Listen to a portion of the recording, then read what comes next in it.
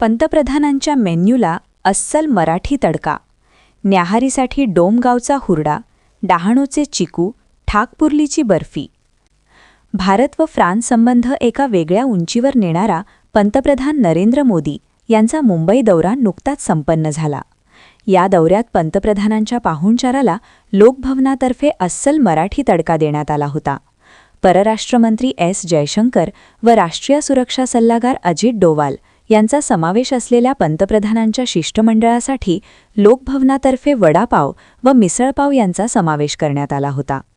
फ्रान्सचे अध्यक्ष Emmanuel Macron यांच्या शिष्टमंडळातील सदस्यांना देखील मुंबईचा वडापाव खूप आवडला.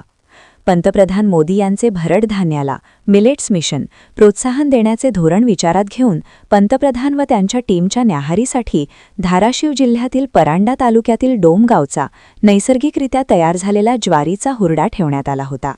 हुरड्याशिवाय डहाणू येथील नैसर्गिकरित्या तयार झालेले चिकू देखील डिझर्ट म्हणून ठेवण्यात आले होते. पालघर जिल्ह्यातील चवदार जॅम देखील ठेवण्यात आले होते. कोल्हापूरच्या राधानगरी तालुक्यातील ठाकपुर्ली येथील बर्फी देखील पंतप्रधानांसाठी ठेवण्यात आली होती. या बर्फीमध्ये कुठल्याही प्रकारचा कृत्रिम रंग वापरण्यात येत नाही. महाराष्ट्राच्या या अस्सल मराठी पदार्थांचा आनंद पंतप्रधानांसह त्यांच्यासोबत आलेल्या शिष्टमंडळाने देखील घेतला. पंतप्रधान नरेंद्र मोदी आणि फ्रान्सचे अध्यक्ष इमॅन्युएल मॅक्रॉन यांच्यातील ऐतिहासिक भेटीची चर्चा जगभरात होत असतानाच मुंबईतील लोकभवनामध्ये या दिग्गज नेत्यांनी घेतलेल्या अस्सल मराठी स्वादाची गोष्ट आता समोर आली आहे. भारत-फ्रान्स संबंधांना नवी उंची देणाऱ्या या दौऱ्यात परदेशी पाहुण्यांच्या जिभेवर महाराष्ट्राच्या मातीतील चव रेंगाळली. परराष्ट्रमंत्री एस जयशंकर आणि राष्ट्रीय सुरक्षा सल्लागार अजित डोवाल यांच्यासह संपूर्ण शिष्टमंडळासाठी लोकभवनाने चक्क वडापाव आणि झणझणीत मिसळपावचा बेत आखला होता.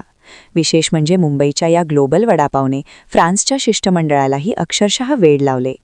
पंतप्रधान मोदींच्या मिलेट्स मिशनला केंद्रस्थानी ठेवून न्याहारीसाठी धाराशिव जिल्ह्यातील परांडा तालुक्यातील डोमगावचा नैसर्गिक ज्वारीचा हुरडा खास मागवण्यात आला होता. या गावरान चवीसोबतच पालघर जिल्ह्याचा अभिमान असलेले डहाणूचे रसाळ चिकू आणि नैसर्गिक जॅमने डिझर्टची रंगत वाढवली. गोडधोडमध्ये कोल्हापूरच्या राधानगरी तालुक्यातील ठाकपुर्लीची प्रसिद्ध बर्फी ठेवण्यात आली होती. कोणत्याही कृत्रिम रंगाचा वापर न करता तयार झालेली ही पारंपरिक बर्फी आणि महाराष्ट्रातील इतर पदार्थांच्या अस्सल तडक्याने पंतप्रधानांसह त्यांच्या शिष्टमंडळाला तृप्त केले.